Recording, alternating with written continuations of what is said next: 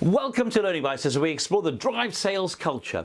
What we're covering off is the last of the big decisions that you've got to make as we explore drive sales. The D, of course, being the decisions you've got to make if you're going to create a culture where people can thrive delivering a service that customers want to come back for.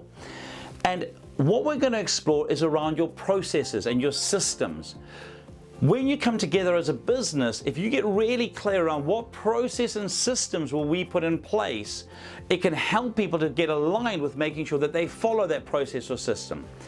If you're a small business or you've been started up fairly recently, what you will find is that many of those processes will kind of just, we need to do this, and so you kind of create a little process, or it'll just happen by default.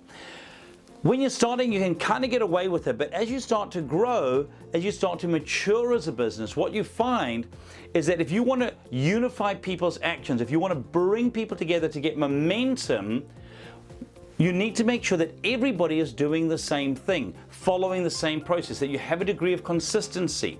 And when that happens, you begin to leverage and get an exponential effect that gets synergy, as it's sometimes called, out of people's efforts. So what process do you have in place for each of your departments? Do you have an ERP that everything talks to? I often recommend to people that in the processes that you have, it is ideal to have your information only entered once and then fed to each of the other programs that might need it. Your accounts, your stock control, your finance, your sales figures. And inside of sales, that will have a process. We often talk about leaping into sales. What are your leads? Those leads then turn into an inquiry. The inquiry then gets turned into an appointment. The appointment then gets turned into a proposal. That proposal, after follow-up, gets turned into a sale. So we leap into the sale. For many businesses, that's a funnel.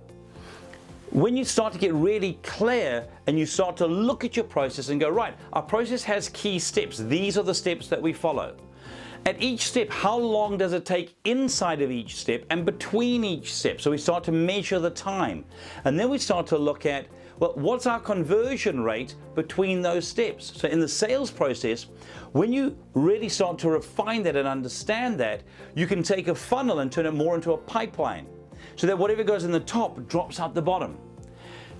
Processes help people feel comfortable. Processes help people feel like they're part of something that's organized and efficient and effective. Make sure that you've got your processes clearly defined, that everybody understands the ones they need to understand, that they understand what they contribute and the effect of that, because that's what helps people to make sure that they deliver exceptional service. Have a look at yours and we'll come back to you next week as we go on to the next stage of your drive sales culture. Here's to your success. If any of this resonated with you and you'd like some help with it, do feel free to get in touch. Drop me an email at mike@thinkright.co.nz or 0272 987 523 or our website www.thinkright.co.nz.